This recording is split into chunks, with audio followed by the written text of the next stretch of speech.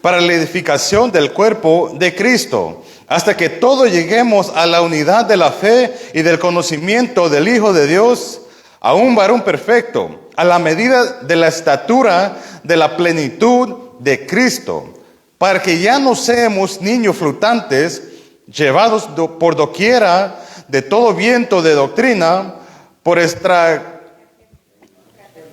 estragema de hombres, para engañar emplean con astucia las artimañas del error, sino que siguiendo la verdad en amor, crezcamos en todo en aquel que es la cabeza, esto es Cristo, de quien todo el cuerpo, bien concertado y unido entre sí por todas las coyunturas que se ayudan mutuamente, según la actividad propia de cada miembro, reciba su crecimiento para ir edificándose en amor. Tenga la amabilidad de poder sentarse.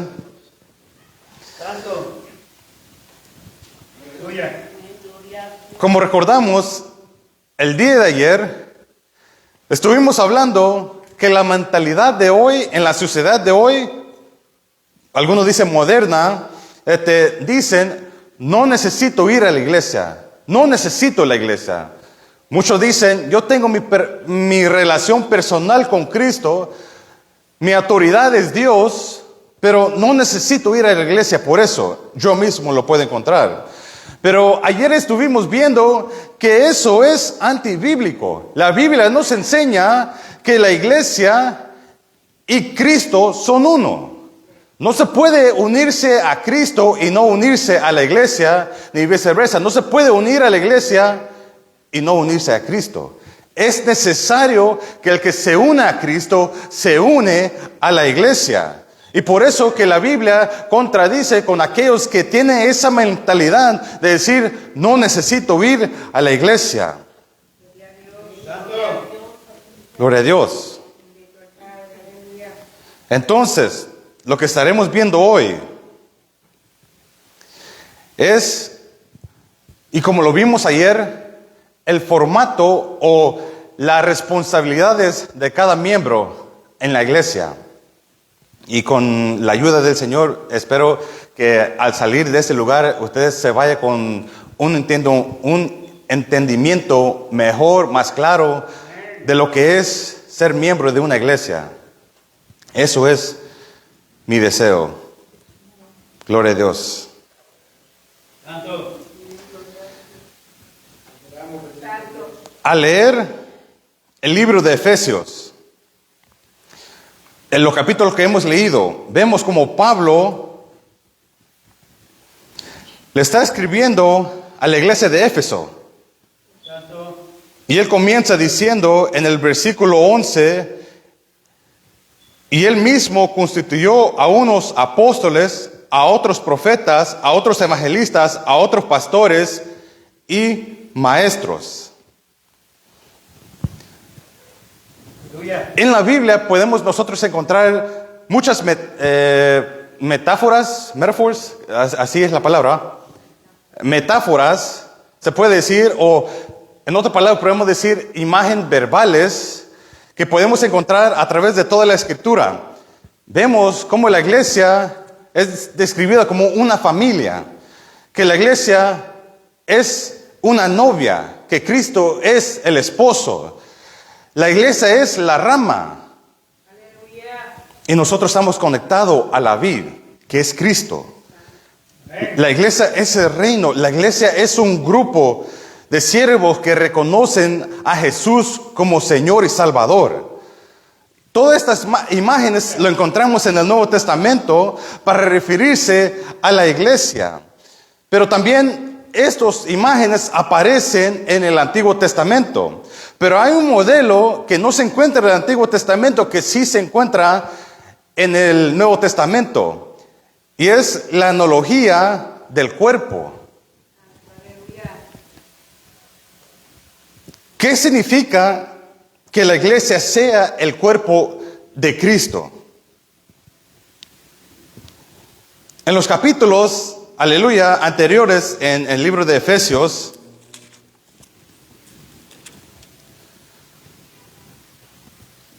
Se nos dice muy claramente que Cristo es la cabeza de la iglesia. Él es el que está por encima de todas las cosas. En el capítulo 1 y su versículo 22 dice: y sometíos todas las cosas bajo sus pies, y los dio por cabeza sobre toda la cosa a la iglesia. Gloria a Dios. La iglesia debe ser el cuerpo de Cristo. Eso es lo que la iglesia es. Eso es lo que somos nosotros, el cuerpo de Cristo. Así como nos podemos identificar de ser una iglesia de Cristo. En el capítulo 1 se habla como de Cristo es la cabeza de la iglesia y como de la iglesia es el cuerpo de Cristo.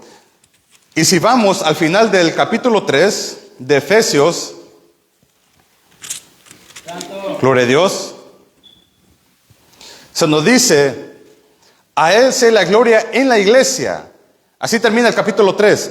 A Él sea la gloria en la iglesia, en Cristo Jesús, por todas las edades, por los siglos de los siglos. Amén. Y aquí vemos como Pablo da una doxología, o una exposición de una alabanza. Dios debe ser glorificado en la iglesia. Usted cuando entra por esas puertas, ¿con qué motivo entra por esas puertas? Aleluya. ¿Solo para pasar el tiempo? El propósito de venir aquí en este lugar es de glorificar a Dios, es de glorificar a Cristo, darle a Él la honra y la gloria. Entonces, ¿cómo sucede eso? ¿Cómo llegamos al punto en que Cristo es glorificado en su iglesia? No hace falta que yo les diga que hay muchas iglesias que no son o que no le dan gloria a Cristo, que no honran a Dios. Muchas iglesias no ponen en Cristo en alto, prefieren poner al que está delante, al que está tocando o a tal persona delante antes de poner a Cristo, cuando ese no debe ser el caso. Cristo es la persona primordial. Cristo es la persona más importante en este lugar. No es el hombre. Es por eso que nosotros le rendimos a Él la gloria. La iglesia debe ser el lugar donde la gloria viene de Dios y la gloria va a Dios y la gloria va a Cristo. Aleluya. Santo.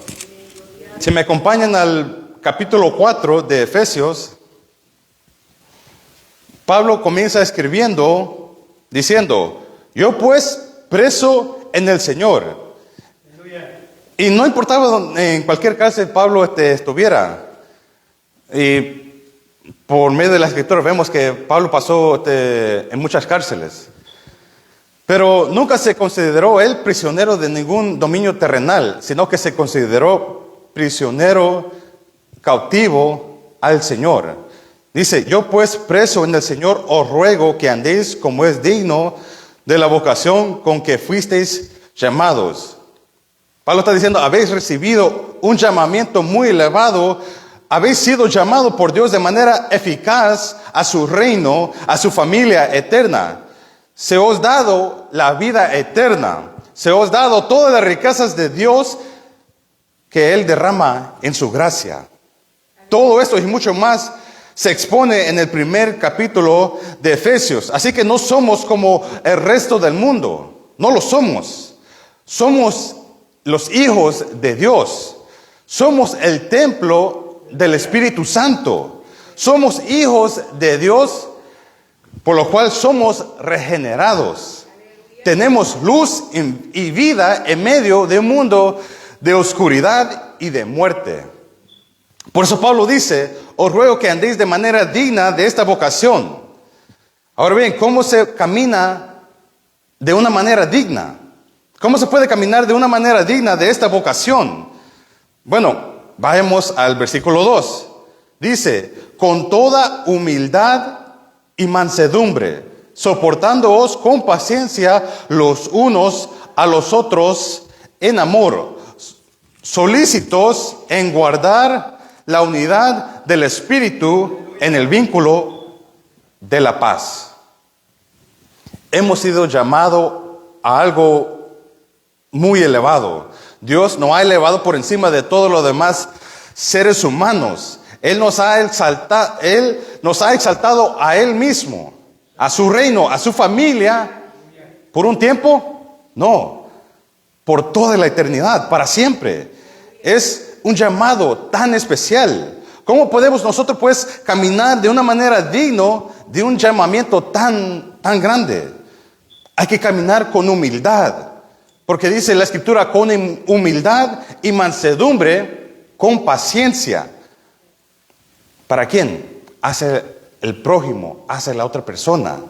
Soportándoos los unos a los otros en amor, esforzándoos para conservar la unidad del Espíritu en el vínculo de la paz. La iglesia necesita la unidad del Espíritu. Necesitamos ser uno. Necesitamos tener la unidad en el Espíritu.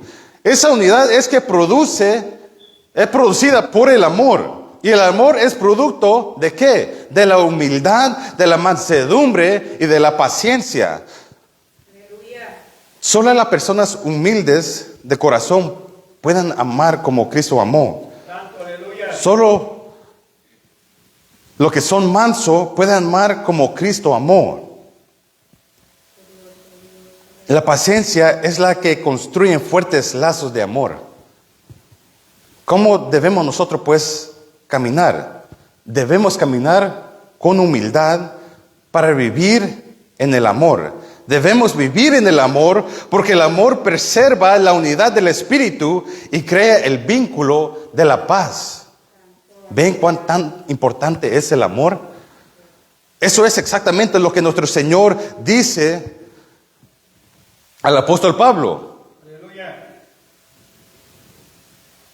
Caminar dignamente, pues se puede decir ser humilde, ser manso, ser paciente con los demás, y a consecuencia de eso vendrá el amor hacia los demás. Aleluya. De ese amor surge la unidad.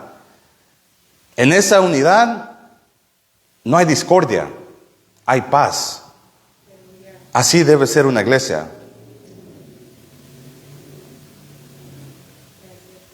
Yo pienso que esta iglesia en la que nos hemos reunido Aleluya. es un gran modelo de eso. Aquí yo no veo que nos estamos peleando los unos a los otros, sino que en vez de pelear nos amamos, nos queremos. Cuando alguien está doliendo por una causa u otra, nosotros también sentimos ese dolor. Nos unimos a ellos. ¿Por qué? Porque somos uno. Somos unidos al cuerpo de Cristo.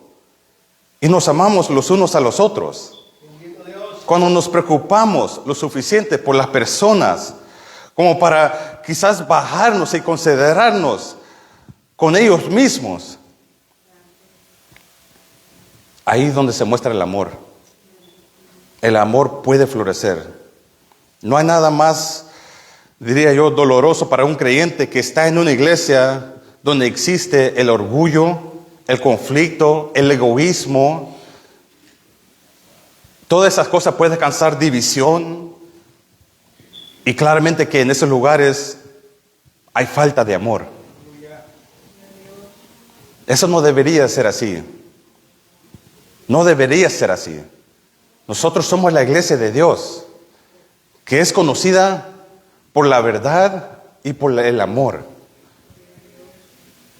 Debemos disfrutar nosotros esa unidad. La unidad es el tema, la unidad es del espíritu. Unidad del corazón, unidad al amor. Eso debe ser la característica por la que la iglesia se puede definir. Vamos al versículo 4 del capítulo 4, que dice: un cuerpo y un espíritu, como fuisteis también llamado en una misma esperanza de vuestra vocación, un Señor, una fe, un bautismo, un Dios y Padre de todos, el cual es sobre todos y por todos y en todos. Aleluya. Si se fijaron, la palabra uno aparece 7 veces. Y cuando una palabra se repite una y otra vez, es de algo importante, de ponerle atención. Pablo está diciendo, la unidad del Espíritu debe ser el resultado natural de todas aquellas unidades espirituales. Todos nosotros somos solo un cuerpo en Cristo. Todos estamos habitados por un solo espíritu. ¿O acaso estamos habitados por diferentes espíritus? Solo uno. Todos hemos sido llamados a una misma vocación. Tenemos un solo Señor, una fe, un bautismo, un Dios y Padre de todo. Y Él está sobre todos, por todos y en todos. En Filipenses capítulo 1, Pablo dice algo similar. En el versículo 27 dice, solamente que os comportéis como es digno del Evangelio de Cristo, para que, o sea que vaya a veros, o que esté ausente, oiga de vosotros que estéis firme en un mismo espíritu, combatiendo unánimes por la fe del Evangelio. Debemos ser un solo espíritu, una sola mente, luchando juntos por proclamar la gloriosa evangelio que el Señor nos ha dado. Así que debemos de ser uno. ¿Y cómo puede suceder esto? Hay tanta gente diversas. Yo no puedo decir que me comporte igual al hermano. Hay tantas voluntades, tantos deseos, quizás tantas ambiciones, tantas cosas. Pero ¿cómo podemos llegar a esa unidad, a ese uno? Pues tenemos que pensar por el hecho que la unidad es la meta que todos debemos de tener. Todos debemos de tener esa meta de la unidad. Pero esa unidad solo es efectiva porque es una unidad de partes diversas. Miren el versículo 7. Aleluya. Dice, pero cada uno de nosotros fue dada la gracia conforme a la medida del don de Cristo. El versículo 6. Un Dios, un Padre de todos, el cual está sobre todos y por todos y en todos, pero a cada uno de nosotros fue dada la gracia conforme a la medida del don de Cristo. 4 veces en el versículo 6 vemos la palabra todos, pero pasamos de todos nosotros y de lo que todos poseemos a cada uno de nosotros. Verso 6, pero a cada uno de nosotros fue dada la gracia conforme a la medida del don de Cristo. A cada uno de nosotros se nos ha dado un don de Cristo. No la salvación, sino un don espiritual. La palabra es dorea en el griego, la palabra para don. Y esa palabra significa regalo. Un regalo gratuito. Uno no puede comprar un regalo para sí mismo. O si a alguien se le va a dar un regalo, no le va a decir, ¿cuánto te doy por el regalo? No, es algo gratuito. Se nos ha dado un don gratuito, que es los dones espirituales. En Romanos capítulo 12, lo vimos ayer, 1 de Corintios 12, 1 de Pedro 4, 10, se lista una lista de dones espirituales. Todos tienen un don, todos tienen una función. De hecho, si vamos al versículo 16,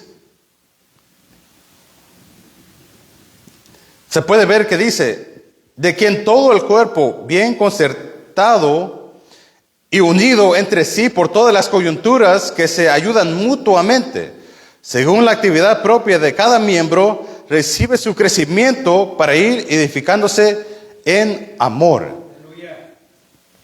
Así es como es un cuerpo. Un cuerpo es uno.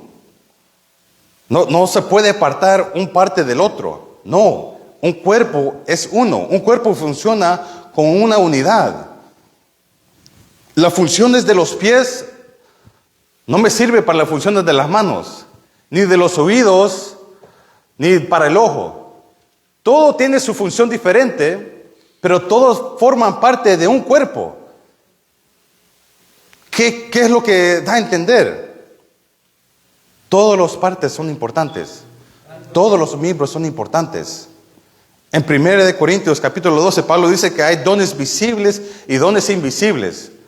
Nosotros podemos ver los dedos, podemos ver los ojos, pero hay otras cosas que no se pueden ver. No me pueden ver el corazón, los pulmones, los riñones. Hay cosas que no se ven, y si se ven, pues hay que estar preocupado de eso. Pero Pablo dice que hay dones visibles y dones invisibles. Hay cosas que se pueden ver y hay cosas que no se pueden ver. Pero hay otras partes que no se ven, como hemos dicho, que son los órganos. No se pueden ver esas cosas. Pero eso no quita que son también vitales para que el cuerpo funcione. Todos somos parte del cuerpo. Y una cosa que hay que saber es que no hay que quejarnos porque somos una parte y no otro. Hay que reconocer que la parte que somos y ser fieles al servicio del Señor, ya sea en la área que estamos. Algunos tienen dones de poder predicar y lo hacen muy lindo. Otros quizás no tienen ese don. Si usted no tiene ese don, dele gracias a Dios. Usted use el don que Dios le ha dado para edificación de la iglesia. Aleluya. Así que en el versículo 7, simplemente nos presenta el hecho de que todos tenemos un don de Cristo. Yo tengo un don, ustedes tienen un don. Y como le repito, pueden encontrar la lista, y si quieren en la casa, cuando lleguen, 1 Corintios capítulo 12 y Romano 12, categorías de dones. Algunos tienen ese don de poder enseñar. Dios bendiga a nuestro hermano que tiene esa habilidad. Quizás hay varias personas que sí pueden enseñar, pero los dos no son lo mismo. Enseñan de diferentes maneras. Pero de igual forma, todo es para edificar la iglesia. Y como le venimos diciendo desde ayer, el don que usted tiene, el don que tengo yo, no es para mí mismo. Es para otros. Es para el prójimo. Es para el que está al lado suyo. Para edificar su vida. ¿Por qué me sirve tener el don y no me edifico a mí mismo? No, el don que tiene usted me edifica a mí. El don que tengo yo le puede edificar a usted. El don no es para nosotros, es para toda la iglesia. Gloria a Dios. Cada parte del cuerpo es para el bien del cuerpo. Dios nos ha dado personas que pueden servir en la iglesia. Así como crece el cuerpo sirviendo con humildad, mansedumbre, paciencia y amor, así hay que hacerlo crecer en unidad. Por tanto, nuestros dones son para la iglesia. Así que la pregunta que podemos hacer nosotros es, ¿qué estamos haciendo con ese don? ¿Qué estamos haciendo nosotros? No es necesario tener una placa, por decirlo así, diciendo, este es mi don, reconózcanlo. No necesitamos eso. El don que el Señor le ha dado a usted, lo puede poner por obra para edificación de la iglesia. Podemos preguntarnos, ¿qué podemos hacer para poder edificar a otros, a otras personas en la fe? ¿Qué puedo hacer yo? Dijo Jesús, mejor es servir que ser servido. Entonces la pregunta es, ¿qué puedo hacer yo? No lo preguntemos, ¿qué puedo recibir yo? ¿Qué será que me van a dar a mí? Preguntémonos mejor, ¿qué es lo que yo puedo darle a la iglesia? Ese es nuestro don. Luego Pablo continúa diciendo que estos dones son únicos, porque son dados por Cristo. Recibimos nuestro don de Cristo. Ese debería de aumentar, aleluya, nuestro sentido de responsabilidad hacia la iglesia. Es lamentable cuando alguien no lo ve de esa manera, que no considera el don que él tiene para poder dárselo a la iglesia. Es Cristo que se la dio, no cualquier persona. Aleluya. Si yo le doy algo, pues quizás eso no significa mucho. Pero ¿quién se lo dio? ¿Quién murió en la cruz por nosotros? ¿Quién dio su vida en propiciación por nosotros? ¿Quién lo hizo todo? Fue Cristo. Cristo no ha dado ese don. Me parece a mí que hay que ponerle más importancia y más responsabilidad a lo que Cristo nos ha dejado en la mano. No podemos ir a la parábola que Cristo dijo que había uno que había sembrado, que había enterrado el tesoro y no había hecho nada con ello. Aleluya. Cuando venga, pues, demandará de él. ¿Por qué no lo usó? ¿Por qué no lo puso por obra? En ese día Cristo nos demandará. Versículo 8 dice, por lo cual dice, y esto se refiere al Salmo 68, subiendo a lo alto, llevó cautiva la cautividad y dio dones a los hombres. David utiliza una imagen muy común para hablar de Dios. La imagen es que cada vez que un rey conquistaba una ciudad o un país o una nación, ese rey regresaba, ascendía a su trono y traía consigo una multitud de cautivos y podemos decirle botines. Cuando el rey regresaba y ascendía al trono con los enemigos que había conquistado y el botín que había traído, entonces daba ese botín a las personas que formaban parte de su reino. Y eso es exactamente lo que hizo Jesús. Versículo 9 aplica esto. Y eso de que subió, ¿qué es? Sino que también había descendido primero a las partes más bajas de la tierra. El que descendió, él mismo, que también subió por encima de todos los cielos para llenarlo todo. Él ascendió. Lo que explica un poco el verso 9, porque había descendido. Él descendió para ganar la batalla en la cruz. Descendió para poder ascender. Él descendió, él conquistó, él recuperó los cautivos, las almas que él había ganado en la cruz, para después distribuirlo a su pueblo. Él es, podemos decirle, el héroe conquistador que da dones a su pueblo. Cristo asciende de nuevo a los cielos, Él envía a su Espíritu Santo y con el Espíritu Santo todos los dones de la iglesia. Ahora que ha logrado Cristo su victoria, Él lo llena todo, lo cual es otra forma de decir que Él es soberano sobre todo. Él es la cabeza sobre todas las cosas. Pablo dice allá en Filipenses capítulo 2, verso 9, por lo cual Dios también le exaltó hasta lo sumo y le dio un nombre que es sobre todo nombre, para que el nombre de Jesús se doble todas rodillas de las que están en el cielo, en la tierra y debajo de la tierra, y toda lengua confiesa que Jesucristo es el Señor, para gloria de Dios Padre.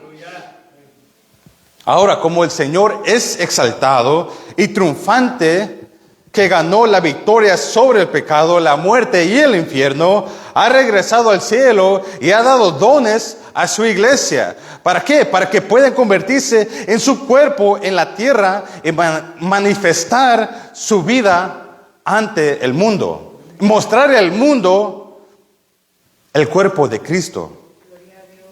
Él da dones para que nosotros podamos servir a la iglesia. Y para que al servirnos unos a otros volvamos semejante a Cristo en este mundo. Todos los dones que se dan a la iglesia se expresan perfectamente en Jesucristo. Cristo fue maestro, el maestro de los maestros.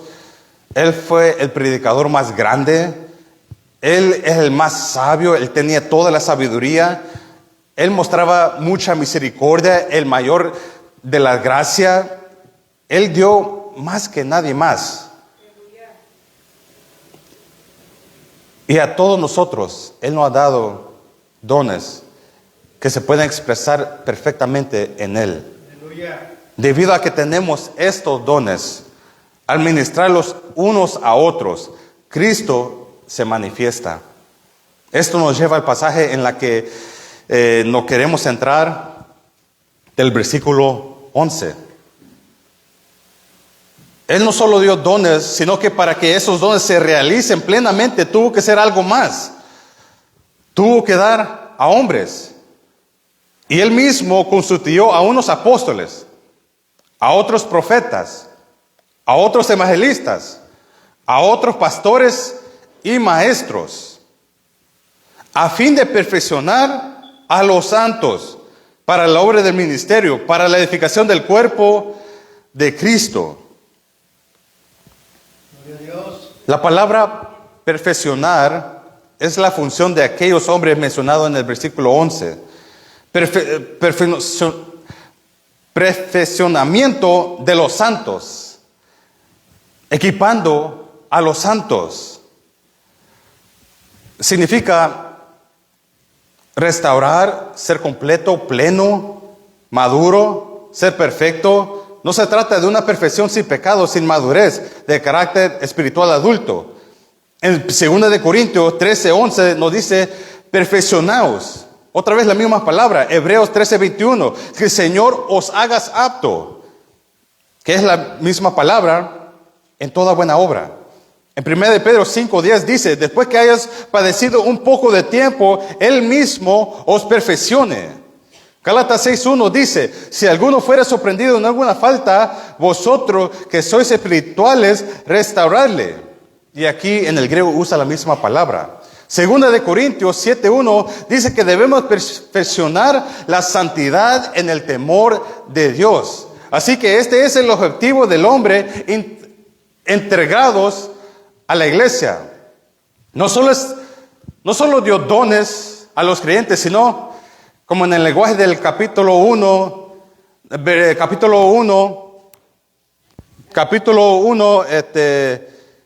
12, versículo 28, Él diseñó al hombre, Él designó a hombres para poder enseñar a la iglesia.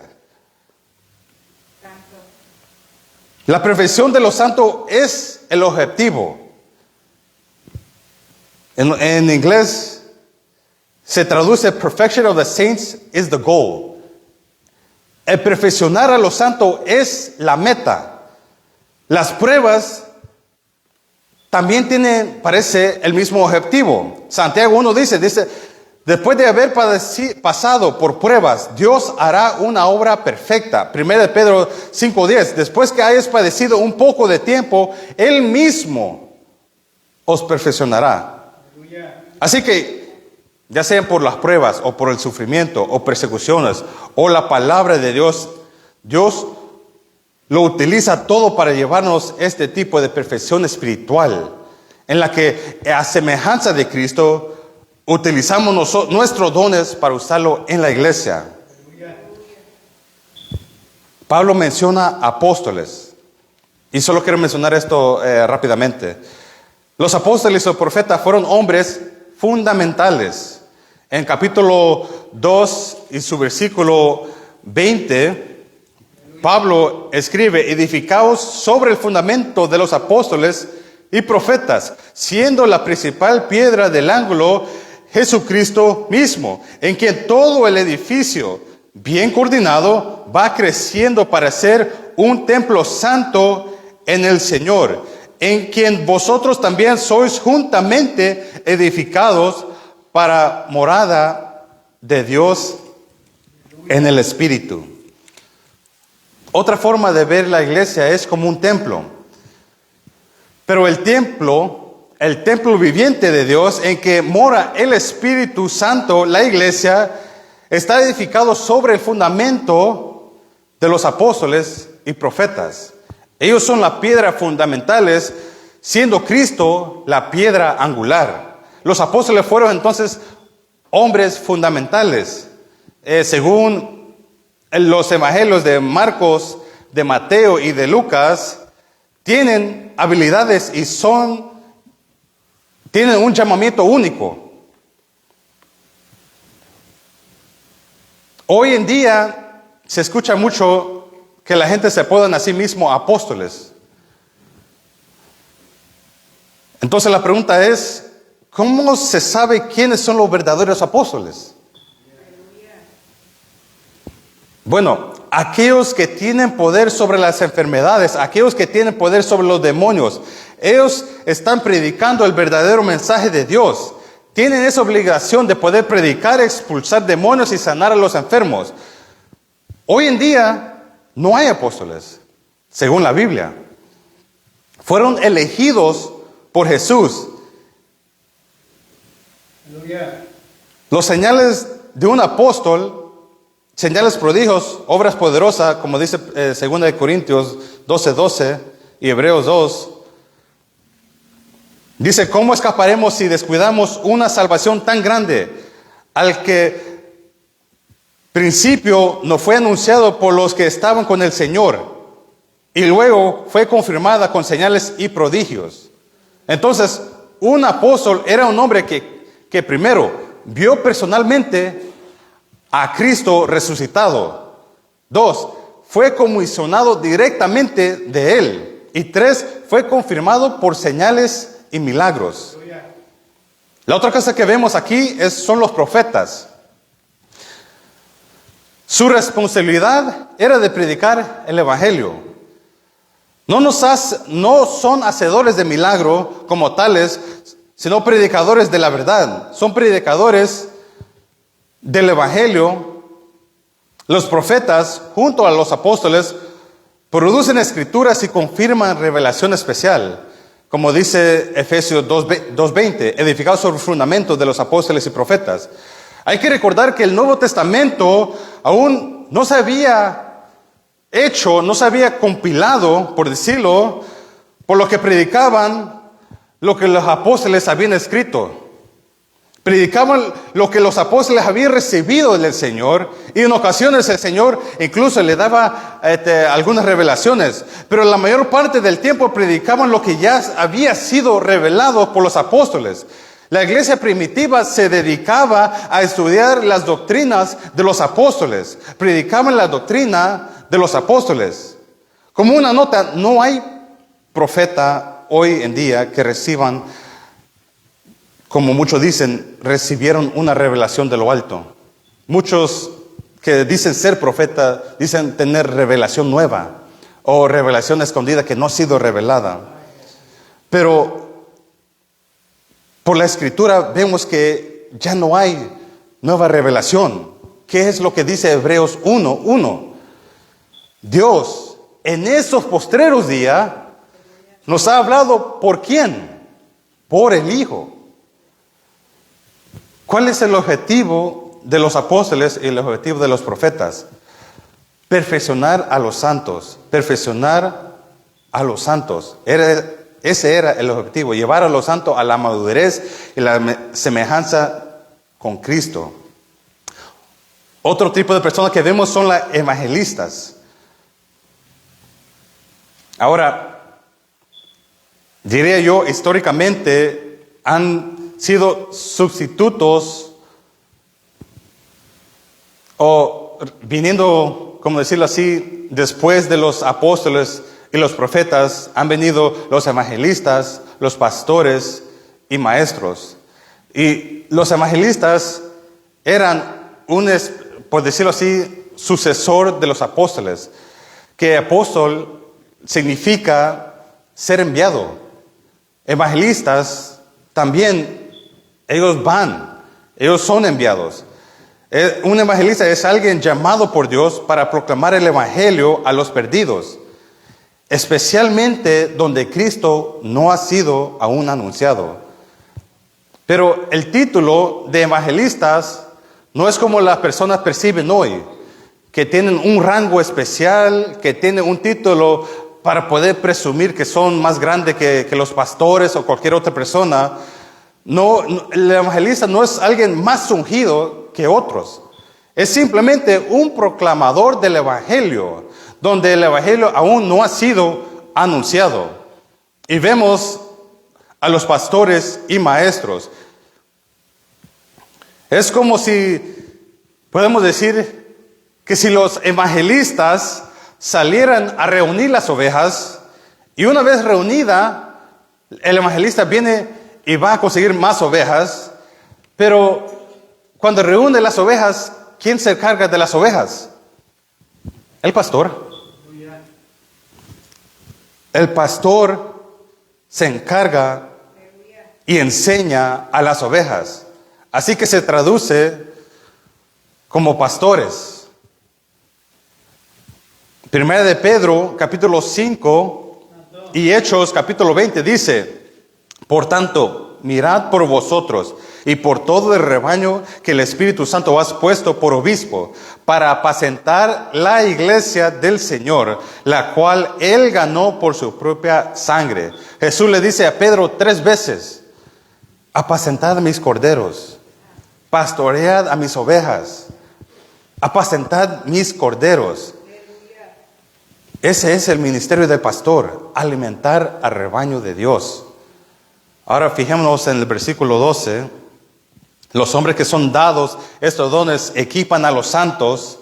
El pastor, maestro, evangelista están para equipar a los santos. Para eso están ahí. El objetivo del pastor es alimentar y guiar al rebaño, protegerlo de lo que es dañino, asegurarse que llegue a pasos verdes y aguas tranquilas. Colosenses capítulo 1 verso 28 dice: Cristo en vosotros, la esperanza de la gloria, a quien anunciamos, amonestando a todo hombre y enseñando a todo hombre en toda sabiduría, a fin de presentar perfecto en Cristo Jesús a todo hombre. Es la función del pastor. No era solo el trabajo de un apóstol. Al final del libro de Colosenses se presenta un hombre llamado Epafras. Allá en capítulo 4, en su versículo 12, me parece yo. Y esta persona, Epafras, era un siervo, según Pablo, un siervo de Cristo, que él rogaba en sus oraciones para que estuviera firme la iglesia de Colosenses, que él deseaba que ellos fueran completos en Cristo para crecer hasta la medida de la estatura de la plenitud de Cristo. Entonces vemos aquí en Efesios, cuando Pablo menciona a apóstoles, profetas, evangelistas, pastores, maestros, estos hombres nos es dada a la iglesia para que los creyentes se sientan bien consigo mismo. No creo yo, sino para poder guiar, para poder instruir, para poder edificar el cuerpo de Cristo, para que puedan crecer con el objetivo de que sean semejantes a Cristo. Entonces, esas personas van perfeccionando a los santos. ¿Y cuál es el instrumento que usan ellos para hacer eso? ¿Cuál es la herramienta que esos hombres usan para perfeccionar a los santos? ¿Cuál es la herramienta? Segunda de Timoteo, capítulo 3, en su versículo 16 dice: toda la escritura es inspirada por Dios y útil ¿para qué? Para enseñar, para redarguir, para corregir, para instruir en justicia. ¿A fin de qué? A fin de que el hombre de Dios sea perfecto, enteramente preparado para toda buena obra. Ya sea el hombre de Dios o cualquier otra persona, la escritura está inspirada por Dios. Y es útil, ¿para qué? Para enseñar, para redarguir, para corregir, para instruir en justicia. Eso es lo que nos equipa para toda buena obra. Entonces, ¿cómo se equipa a los santos? Se equipa a los santos con la palabra de Dios. Por eso Pablo le dice a Timoteo una y otra vez: predica la palabra, predica la palabra. A Tito le dice: predica la palabra, predícala con autoridad. Efesios 4:12 dice: al fin de perfeccionar a los santos para la obra del ministerio, para la edificación del cuerpo de Cristo. Cuando los santos crecen hasta la madurez, hacen la obra del ministerio. Entonces sus dones comienzan a ser utilizados. Los dones que tienen florecerán, comienzan a funcionar en la iglesia uno con otros. Los hombres que se han sido dados perfeccionan a los santos y los santos realizan la obra del ministerio, como lo hemos leído.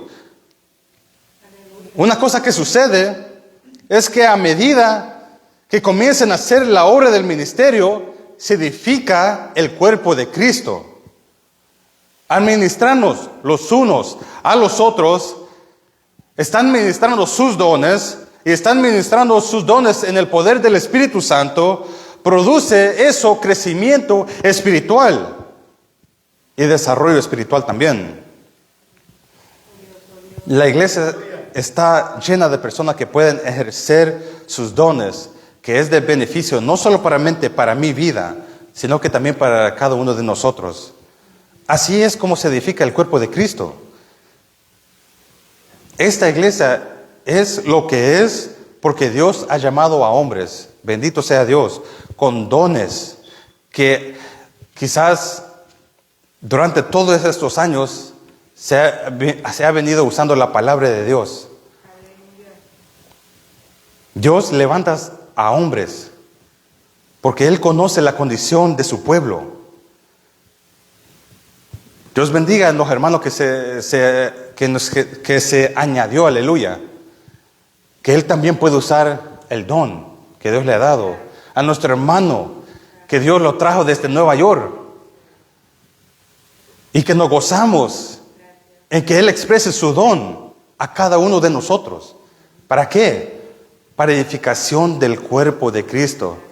Para nuestra edificación. Así es como se edifica el cuerpo de Cristo.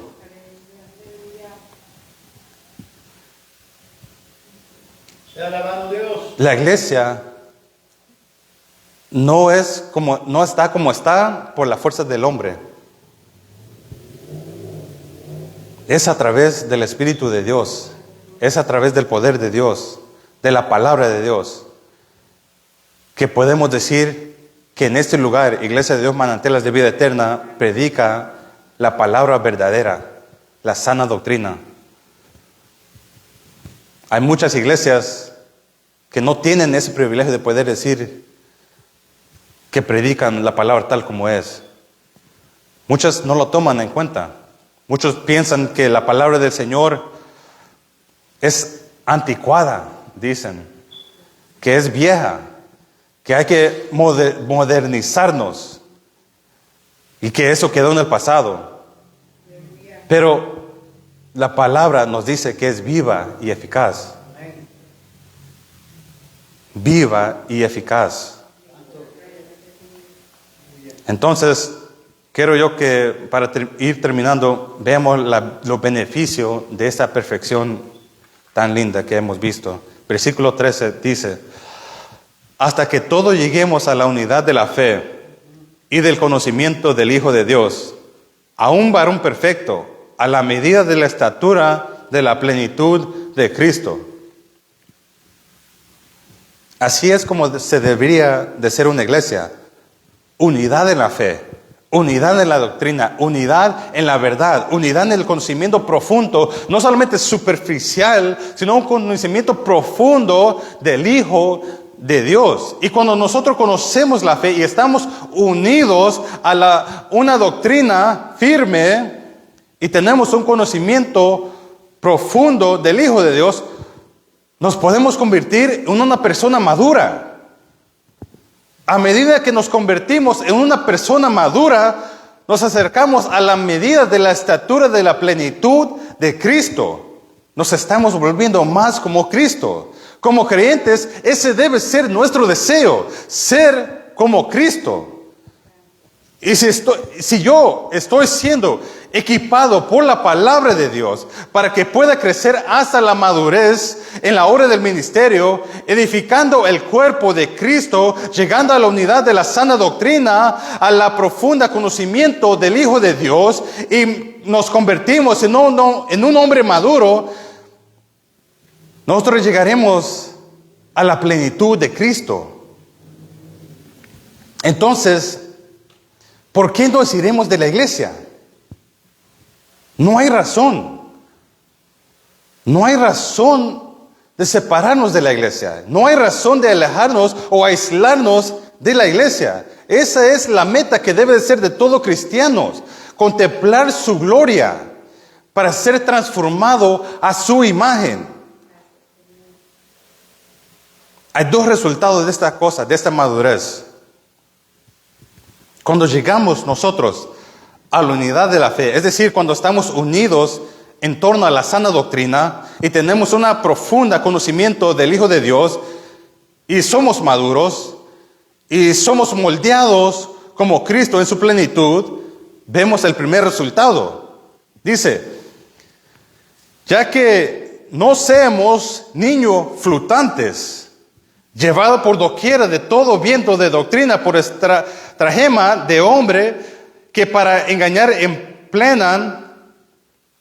emplean con astucia las artimañas del error. ¿Quién es que hace todo esto? El enemigo de nuestras almas. Que Dios lo reprenda. Él hace todas esas cosas. Gloria a Dios, aleluya. Así que vemos el primer resultado de este tipo de madurez en una iglesia que es firme, una iglesia que no es incrédula, que ya no es víctima, sacudida por todo viento de doctrina, por astucia de los hombres y sus engaños astutos. Cuando uno es maduro, no es movido de aquí para allá.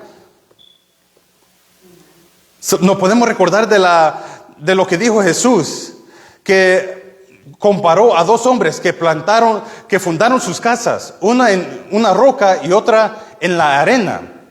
Y vino una gran tempestad y vientos, y el que no estaba en la roca tuvo grande pérdida. Pero el que estuvo en la roca se quedó firme. ¿Por qué? Estaba en la roca que presenta a Cristo. Cuando uno es maduro, no es llevado de aquí para allá, no es sacudido de diferentes doctrinas que vienen, que salen, no es engañado por los hombres, ni con sus astucias. Es maravilloso cuando uno llega a ese punto de madurez. Lo que Pablo está diciendo es que cuando somos parte de ese tipo, de esa iglesia que ya hace todas esas cosas, esa iglesia tiene discernimiento. Es difícil que se desvíen del error. Vence al maligno, porque la palabra de Dios está en nosotros. Un segundo resultado, y para ya terminar, vemos, versículo 15, sino que siguiendo la verdad en amor, crezcamos en todo en aquel que es la cabeza, esto es Cristo. Conocemos la verdad, por lo que no estamos sujetos nosotros al error. Se dice con amor porque Cristo la dijo con amor. Y hay que ser como Cristo. Así es como debe ser la iglesia. Predicando la verdad, predicando la palabra que Dios nos ha dado a cada uno de nosotros. Y si predicamos esta verdad, no vamos a ser llevados diferentes cosas que salen por el mundo, ni vamos a ser, poder decirle, susceptible a todas las mentiras que hay. Si tenemos la verdad, podemos decir la verdad. Y eso es caracterizado por el amor. Versículo 15, 16. Pablo lo resume así: crezcamos en todo en aquel que es la cabeza, esto es Cristo, de quien todo el cuerpo, bien concertado y unido entre sí por todas las coyunturas que se ayudan mutuamente según la actividad propia de cada miembro, reciba su crecimiento para ir edificándose en amor. Aleluya. Gloria a Dios. ¿Nos damos cuenta cuán importante es el amor? En el capítulo 4, en el principio del capítulo 4, en su versículo 2, al final él dice en amor. Aquí al final del versículo 16 dice en amor. Jesús dijo: en esto conocerán todos que sois mis discípulos, si tuvieres amor los unos con los otros. Una iglesia que sigue este patrón será conocido no solamente por la sana doctrina, sino también por su amor. Y yo puedo decir que también aquí en ese lugar hay amor. Se predica la sana doctrina y encontramos amor aquí. Nos amamos los unos a los otros. El Señor establece este patrón en su palabra y dijo que si el pastor, los evangelistas, los hombres fieles perfeccionan a los santos a través de la palabra, harán la obra del ministerio. El cuerpo será edificado y el cuerpo será edificado hasta el punto de ser como Cristo. Tendrán discernimiento, estará salvo de las falsas doctrinas, será capaz de hablar la verdad en amor y tendrá el carácter del amor, porque Cristo mismo se caracteriza por el amor. Así que cuanto más nos parecemos nosotros a Él, más se puede manifestar la verdad y el amor que está en Cristo Jesús. Aleluya. Vengamos a palabra de oración.